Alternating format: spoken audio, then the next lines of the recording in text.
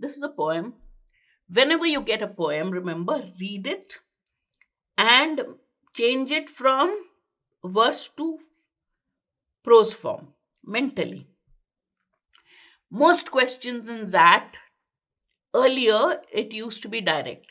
Even if they ask us deeper meanings, remember, the deeper meanings are such that you can read and interpret from it. And you come to the right answer by elimination. Sometimes two options are very close, but the advantage of a poem is you read it fast, you read it at one fourth the time taken to read a passage, and you still can get at least one or two questions right. So you've not lost any time if you read and try to attempt a poem. That's always my advice. So let's quickly read this poem and then look at the questions. Do not read between the lines during your first reading of the poem. Only if the question asks us for a deeper meaning would we say, yeah, could it mean this? Could it mean that? All right? Okay. The school bell is a call to battle. Every step to class, a step into the firing line. School bell is like a battle call. Every step you take towards the class seems to be like stepping into the firing line. Here is the target. Fine skin at the temple, cheek rounded from being 15. So we're talking of a 15-year-old going to school. So he or she, it's obviously talking about a she later, you'll find out, is like a target. This is very firm, easy target. Surrendered, surrounded, she takes the bullet in the head. Okay, fine. I've joined. I'm now part of the firing line. I'll take the bullet. And walks on. All right. The missile cuts a pathway in her mind. So what does the missile do? It doesn't destroy her.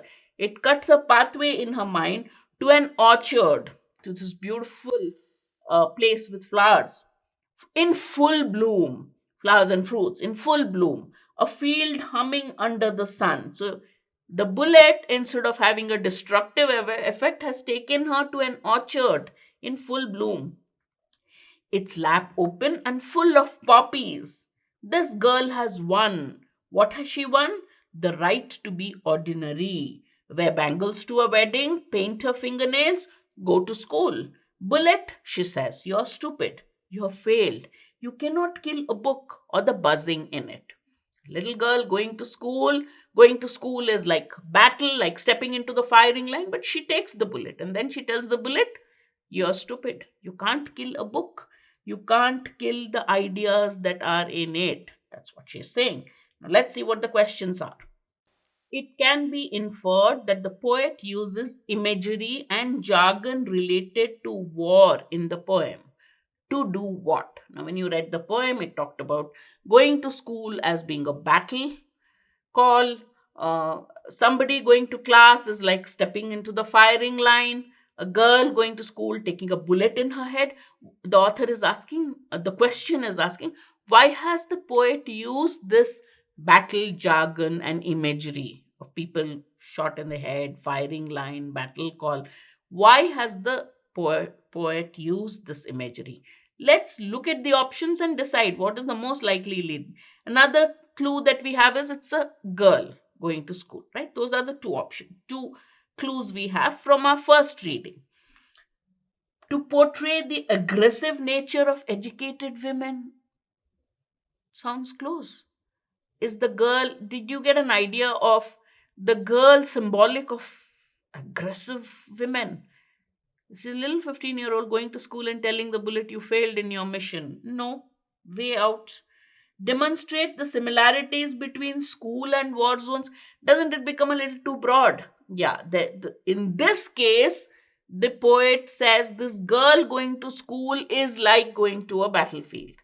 But that does not mean the author is saying every school is like a battle zone. She's not generalizing schools to war zones, right? So B is overgeneralization, irrelevant. Highlight gun violence that is destroying the education systems across the world. Now, somebody is a student is like taking a bullet in the head. She takes the bullet. Does that talk about gun violence? Isn't it going a little too far? That this is about gun violence, or is it about something else?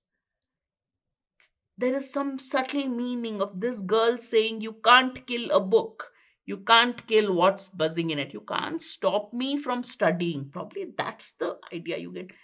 Gun violence, again, no country has been mentioned, no. And it would be gun violence results, school shootings. If you think that this poem was written around that time, there'd be numbers killed, right? It's not just one student targeted and one girl on top of that targeted. You see, be a little stretching the point too far. Portray the violence against women that is occurring with their right to education. Seems to be right. Girl going to school is like battle. Getting into class is like stepping into the firing line. She even takes the bullet. She's taking the criticism, the opposition, everything that goes with it, and still says, you can't stop me. Right? So this seems to be closest, right? So we eliminated three and said this seems more in line with the what has been given. Show the gun lobby in the US and the impact of the gun culture on society. No, no, no. That, again, it's not US specific, so we can't say that it's about US gun lobby impact. Because the same reason we eliminated C, we eliminate E, right? So the correct answer, our closest, our best answer is D.